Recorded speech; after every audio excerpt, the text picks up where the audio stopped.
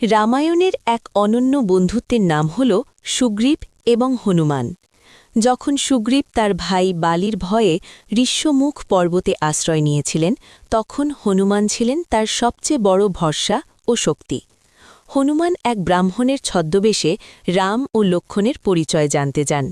তিনি তার তীক্ষ্ণ বুদ্ধি দিয়ে বুঝতে পারেন যে তারা সাধারণ কেউ নন, স্বয়ং শ্রীরাম। হনুমানের বুদ্ধিমত্তা ও ভক্তির কারণেই রাম ও সুগ্রীবের মিলন ঘটে। হনুমান রামচন্দ্রকে নিজের কাঁধে তুলে পাহাড়ের চূড়ায় সুগ্রীবের কাছে নিয়ে আসেন। আগুনকে সাক্ষী রেখে তাদের বন্ধুত্ব স্থাপিত হয়।